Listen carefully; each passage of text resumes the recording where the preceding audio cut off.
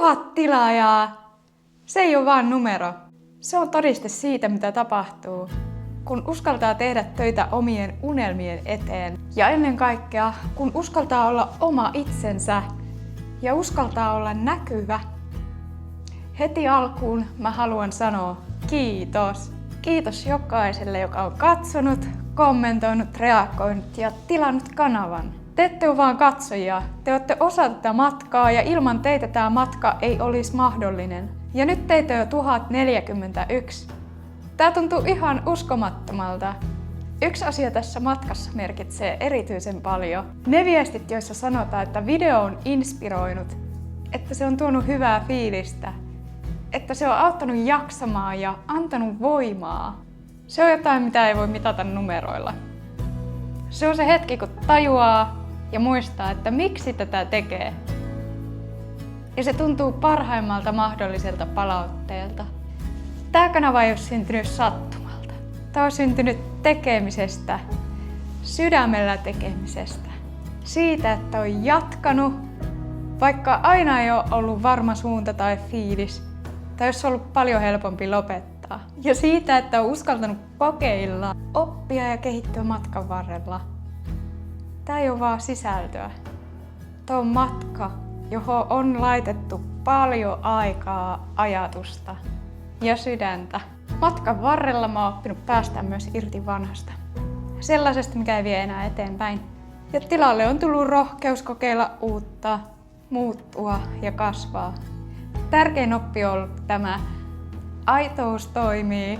Uskallus näkyä omana itsenään toimii. Ei tarvi olla heti valmis, ei tarvi olla heti täydellinen. Pitää vaan aloittaa, tehdä, oppia ja jatkaa. Tämä kasvu ei ole tapahtunut vaan täällä. Myös Instagramissa mä saavutin tavoitteeni 2000 seuraajaa. Ja siellä seuraava tavoite on 3000 seuraajaa.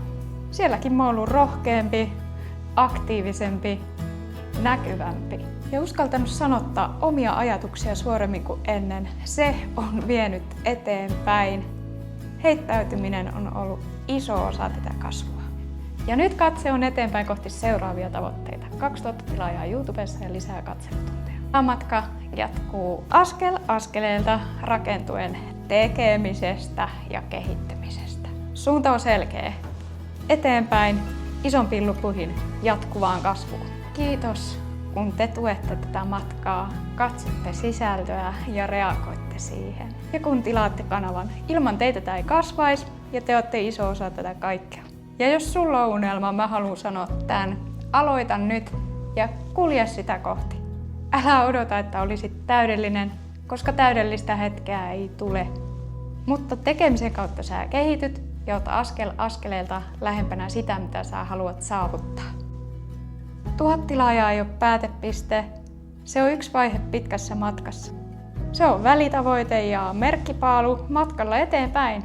Ja tämä matka jatkuu. Rohkeammin kuin ennen, uusia asioita kokeillen.